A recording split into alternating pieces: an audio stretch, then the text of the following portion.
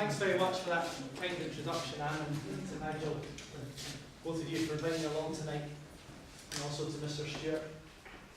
You took the words out of my mouth. I was sitting there before the break thinking, my goodness, I'm going to have to follow Appear Invisible. I've never followed a rock band before. Senior politicians are bad enough, but especially a rock band as good as that. And then we also just had the awesome T3, so to follow that is quite something. So I'll keep it quite short, because I know that you're not here tonight to listen to politicians. You're here to celebrate this important month of LGBT History Month, and to celebrate the young people and the music and the achievements.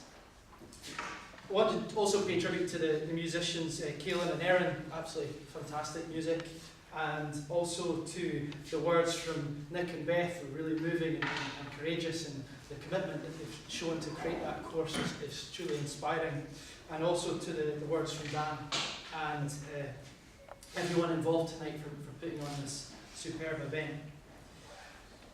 To me, tonight is about the heart. I speak at a lot of events as a politician, and you're expected to use the head and be politician-like. But for me, tonight's about the heart. So I hope you'll indulge me speaking a little bit more informally, because I think that's important. The LGBT History Month is extremely important to me and to all of us here, and beyond, because LGBT rights are human rights. And for me, this is personal. A close member of my family has just recently come out. Lots of my friends are LGBT. But most importantly, this is about our community and about the sort of world we want to live in that Mr. Stewart touched on at the beginning. This is about recognising where things have been, where we are now, and some things I'd like to reflect on as a politician, as an MSP, at Holyrood level, maybe where we can go next to make things even better, and to address the challenges that still exist, unfortunately.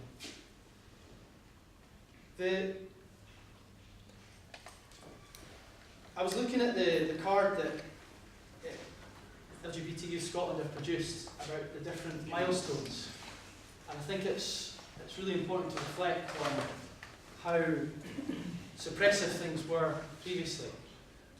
The progress that's been made, particularly recently, around equal marriage legislation, and then to think where else are the challenges, because we still have work to do.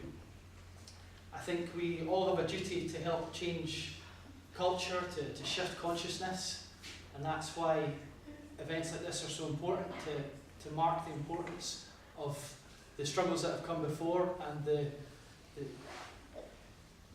clear indifference that there still is amongst some people in our society, and the fact that we need to keep combating that. But also to look at, I think, the powerful contributions earlier from Beth and Nick around education. That's something that we can all make progress on. And that's one of the reasons why I've been, as was said by Anne in her introduction, a strong supporter of the Time for Inclusive Education campaign.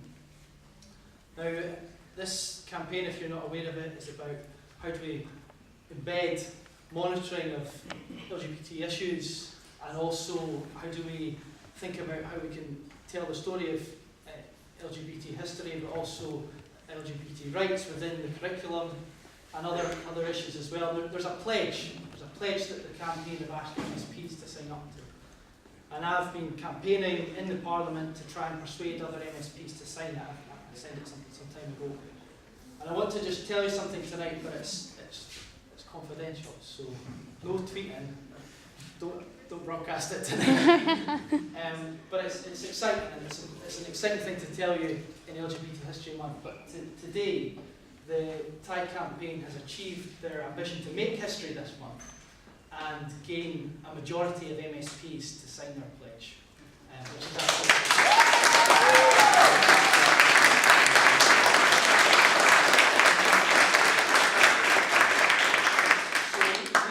you're ahead of the game, Beth and Nick, but there's change ahead, and I think that's great, and something to say. I want to talk just briefly about the cross-party group as well. Scottish Parliament has different facets of how it represents public life and seeks to influence social change. So legislation, obviously the government, and then Parliament in terms of parliamentary debates, parliamentary committees that scrutinise legislation. But then there's the cross-party groups, and what their remit is to bring people together who have an interest in that particular subject and to share thoughts around what still needs to be done in certain areas of public life, what the issues are, what change can be achieved, and then to write to government or to try and lobby in different ways. So the cross-party group on LGBTI+ was created last year, and it's great to be a co-convener of that. And I think I just wanted to make you all aware of it, and if, as your local MSP, if there are things that you want to feed into me, I can feed into the group, then please do. The words that Adam used at the beginning were, to me, the most important words, and that's what tonight is about, but also what the Scotland that I believe in is about, and the Scotland that the First Minister believes in is about, and the Scotland that the SNP believes in is about, which is one of greater equality and greater inclusion, particularly emphasise inclusion. And, you know, this card and the story that it tells shows the progress that we've been on to try and change law and represent, have a more representative society, and the Scottish Parliament is becoming more and more diverse around LGBT representation.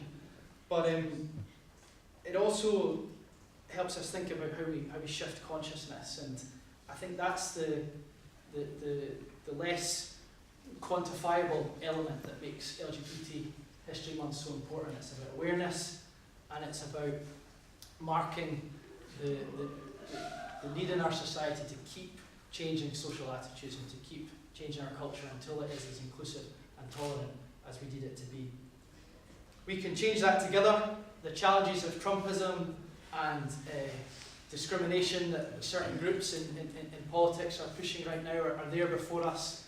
We've got to stand in solidarity and oppose discrimination and oppose regressive politics. Now's a time to really stand and be counted on that, and as your local MSP you can count on me to do that with you, and I look forward to hearing the rest of tonight's proceedings and working with you all to create that more inclusive, equal Scotland that we all know is possible and that we all believe